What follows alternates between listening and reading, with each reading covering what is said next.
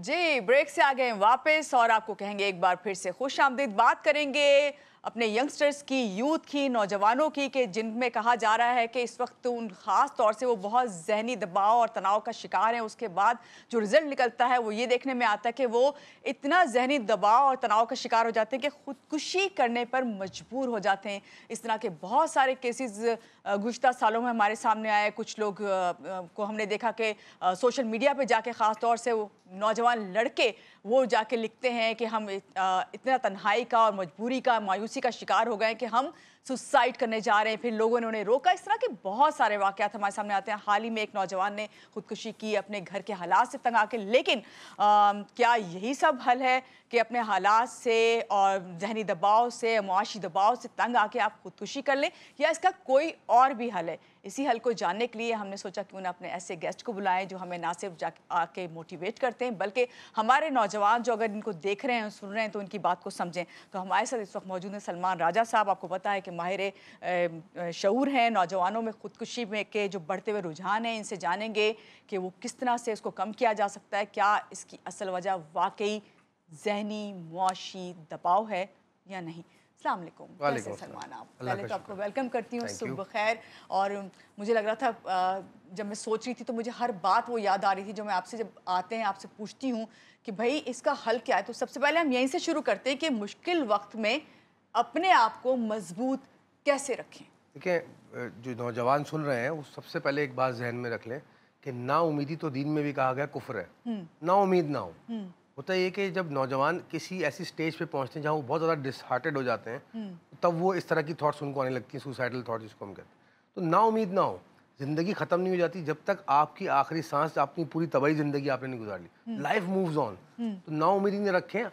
मैंने ऐसे ऐसे लोग देखे जिनको ऐसा वक्त बीता जो कहते थे कि हमारे पास एक रुपया नहीं है और आगे कोई रास्ता नज़र नहीं आ रहा, और वही लोग कामयाब हैं और सक्सेसफुल हैं आज। तो वो वक्त भी गुजर गया ना, तो ये वक्त भी गुजर जाता है। हर वक्त गुजर जाता है। तो पहले तो ना उम्मीदी ना रखें। दूसरी बात, हमारे माशरे में आउटलेट्स नहीं है, वो ज़राए नहीं है जहाँ पे नौजवान जाके अपने आप को इंगेज कर सके। कि स्कूल में बच्चा होता है, कॉलेज में बच्चा होता है, उस दुनिया भर में उसको स्पोर्ट्स के जो है ना आउटलेट्स मिलते हैं। वो जिस भी स्पोर्ट में इंटरेस्टेड है वहाँ जाके अपनी एक्टिविटी करे, अपने आप को प्रैक्टिस करे, उसमें आगे बढ़े। 100 किस्म के स्पोर्ट्स हैं जी। पाकिस्तान में। अलमे ये है कि वो आउटलेट्स मौजूद नहीं है ताकि नौजवान इंगेज ना हो। अच्छा, जब नौजवान इंगेज नहीं होता तो उसके पास क्या ऑप्शन बचे? फिर वो दोस्तों के साथ होटलों पे बैठ रहे हैं, फालतू बातें कर रहे हैं। कल ही मेरे पास कुछ नौजवान आए हुए थे और उनको मैं ये समझा रहा था कि आप कहाँ, किस कंपनी में बैठते हो, किस सोबत में बैठते हो, किन लोगों के साथ बैठते हो, तो आप वही बन जाते हो। जो आपकी कंपनी होती है वही आप बनते हो। बिल्कुल। अगर आप एक कचरे के ड्रम से हाथ डालोगे तो कचरा निकलेगा, उसमें से सोना नहीं निकलेगा। लेकिन अगर आप किसी सुलझे हुए इंसान के साथ रोज़ बैठोगे तो जाके आपकी शख्सियत भी सुलझने लगेगी। तो उनको आउटलेट नहीं मिलते। तो जब वो ऐसे लोगों के साथ बैठने लगते हैं तो उनका माइंड जंग खाने लग जाता है, माशी प्रेशर बढ़ रहा होता है। अच्छा, हमारे माशरे में क्या है, मर्द है वो जैसी बलूगत पे पहुंचा उसको प्रेशर के कमाओ पैसा, क्योंकि हम थर्ड वर्ल्ड कंट्री है। ओवरऑल सिस्टम हमारा गरीब है, हमारे आवाम जो है वो मिडिल क्लास और लोअर मिडिल क्लास, तो प्रेशर खुद ब खुद आ जाता है वो।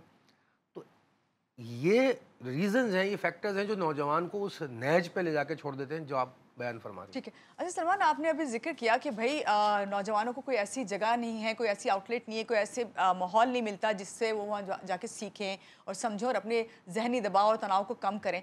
आपको याद होगा पहले तो फैमिली आपकी सपोर्टिव होनी चाहिए ना, कि फैमिली ऐसा माहौल पैदा करे ताकि वो बच्चा जो है ईजिली उनके साथ बात कर सके, कम्युनिकेट कर सके, मोटिवेशन ले सके।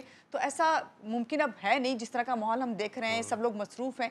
लेकिन ऐसी सूरत हाल में वालिदैन को क्या करना चाहिए? अच्छा, इसमें दो सिनेरियोज में देखता हूँ। आपने सही कहा कि फैमिली का रोल है, खासकर पेरेंट्स का बहुत बड़ा रोल है, और बहन भाइयों का, सिबलिंग्स का, कि घर में कैसा माहौल प्रोवाइड करें। अब प्रॉब्लम ये हो रही है जो मैं देख रहा हूँ कि वो जो पेरेंट्स हैं ना, वो भी तो इसी सिस्टम से निकल के आ रहे हैं, वो भी तो उसी दबाव और तनाव का शिकार रहते हुए आ रहे हैं, वो भी तो फाइनेंशियल प्रेशर में है। तो वो इतना स्ट्रगल कर रहे हैं कि अपने घर का माहौल ही इंटैक्ट नहीं रख पा रहे, वो प्रोवाइड ही नहीं कर पा रहे। देखिए, कोई भी इंसान ये सारी बातें जब करता है जब उसकी बेसिक्स पूरी होती हैं, नींद, बेहतरीन खाना, उसको बेसिक खाना, सेहत की सहूलियात, जिनसी ज़रूरियात, उसको सोने के लिए घर हो, पहनने के लिए बेसिक कपड़े हो जो उसको इजीली अवेलेबल हो, तब इंसान बात करता है ग्रोथ की, तब बात इंसान करता है किसी स्किल्स की, तब बात इंसान करता है कि मैं कोई कारनामा करके दिखाऊं।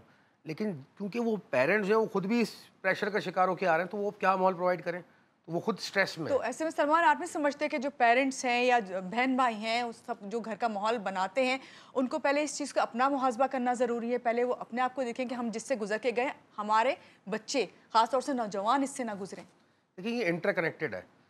بالکل آپ نے صحیح کہا کہ پیرنٹس کو خود کا محاسبہ بھی کرنا چاہیے. اگر وہ سن رہے ہیں یہ بات, ہمارا پروگرام دیکھ رہے بالکل سن رہے ہیں, تو ہیں. ان کو یہ ریئلائز ہونا چاہیے کہ ہمیں اپنے آپ کو بہتر انسان بنانا شروع کرنا ہے. اچھا یہ سفر سٹارٹ ہوتا ہے خود سے.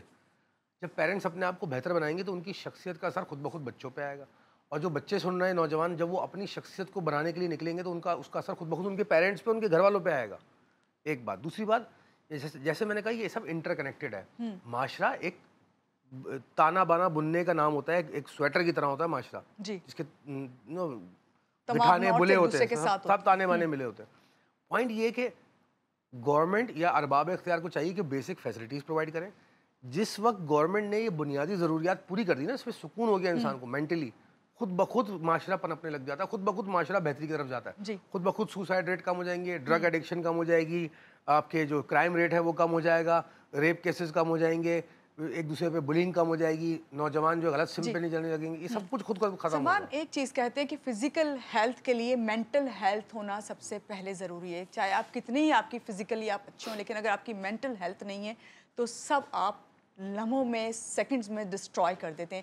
جیسے ابھی ایک رپورٹ تھی جس میں کہا گیا کہ جو نوجوان سوسائڈ کریں, خودکشی کا جو رجحان بڑھتا جا رہا ہے, اس میں چوتھے نمبر پہ یہ چیز آ گئی ہے. اس میں یہ عرض کرنا چاہوں گا کہ جب میں یونیورسٹیز میں پڑھاتا رہا ہوں تو وہاں پہ میں نے دیکھا کہ جو اساتذہ ہیں وہ خود بھی مینٹلی اسٹرانگ ہونے کا کی جو طریقہ ہوتا ہے نا, وہ یہ ہوتا ہے کہ جب وہ بچہ جو ہے اسکول یونیورسٹی کالج میں جا رہا ہے نا, تو اس کے اساتذہ کا کام ہے اس کی مینٹل اسٹرینتھ بلڈ اپ کریں.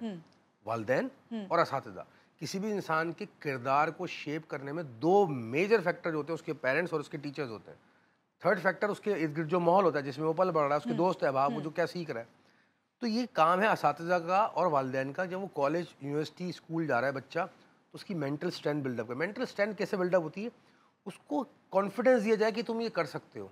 بالکل انسان کرتا ہے, غلطی کا تو سیکھتا ہے. اسکول میں جو ویسٹرن ورلڈ ہے, یورپ میں دیکھیں تو بچوں کو پریکٹیکل اپروچ کے ساتھ لے کے چلتے ہیں تاکہ ان کے اندر کانفیڈنس بلڈنگ ہو. کل ہی ایک بچہ مجھ سے سوال یہ کر رہا تھا کہ سر میرے اندر کانفیڈنس کیسے آئے اور میرے اندر سیلف رسپیکٹ کیسے آئے. تو میں نے ان کو یہ سمجھایا کہ بیٹا آپ جب اپنی اسکلز ڈیولپمنٹ کرو گے, اپنا علم بڑھاؤ گے, خود بخود بڑھے گی, خود بخود کانفیڈنس آئے گا, اور کانفیڈنس آئے گا تو سیلف رسپیکٹ خود بخود بڑھے گی. اچھا, یہ سیلف رسپیکٹ کی آپ نے بات کی. ہمارے نوجوان آج کل جو میں دیکھ رہی ہوں کہ انہیں بہت جلدی وہ ہرٹ ہو جاتے ہیں چھوٹی سے چھوٹی بات سے.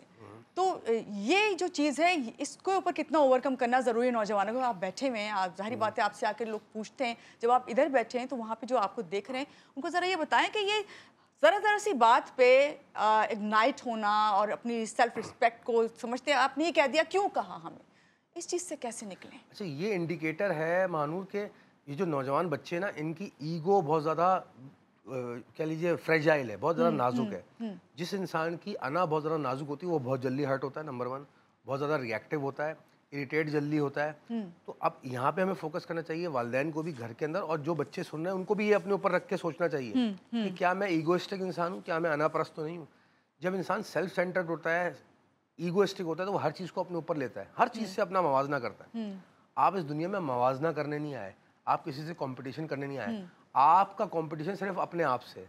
ہر گزرتے دن, ہر گزرتے لمحہ آپ اپنے آپ سے بہتر انسان بننے کی کوشش کریں, تو آپ کو یہ پرابلم نہیں ہوگی جو آپ بیان کریں. سلمان, 19 سے میں پڑھ رہی تھی 19 سے 30 سال تک کی ایج کے جو نوجوان ہیں ان میں یہ چیز بہت زیادہ ہے. کہیں بے روزگاری ہے, پیسے کی تنگی ہے, اپنوں سے دوری ہے, ان کا وہ ماحول نہ ملنا, پھر حالات کا مقابلہ کرنے کے لیے وہ اس ایج میں تیار ہو رہے ہوتے ہیں. ایسی صورت میں جو ہے ان نوجوانوں کو جو ہے کس پہ فوکس کرنا چاہیے؟ کیا صرف یہی سوچنا چاہیے اب ہم نے پڑھ لیا تو ہمیں صرف کمانا ہے؟ Very good question. Number one, جو پڑھ رہے ہیں نا یونیورسٹی میں, کالج میں, اسکول میں, وہ اس کو ذرا سمجھیں وہ پڑھنا کیا ہوتا ہے, علم حاصل کرنا کیا ہوتا ہے. علم حاصل کرنے کا مطلب نہیں میں نے کوئی چیز یاد کر لی اور اس کی ڈگری حاصل کر لی اور جب میرا انٹرویو ہوا تو میں نے ڈگری ریپرزینٹ کر دی یا میں نے وہ چیزیں یاد کر کے بتا دی. نہیں, علم حاصل کرنے کا بنیادی مقصد ہے کہ جو کچھ پڑھ رہے ہیں وہ ایک پریکٹیکل چیز ہے, وہ آپ کی شخصیت کا حصہ بن جانا چاہیے, وہ آپ کا ایکسپیرینس بننا چاہیے, آپ کی پرسنالٹی میں ایبزارب ہو جانا چاہیے. جب وہ آپ کی شخصیت کا حصہ بنے گا تو آپ با علم انسان بن جائیں گے.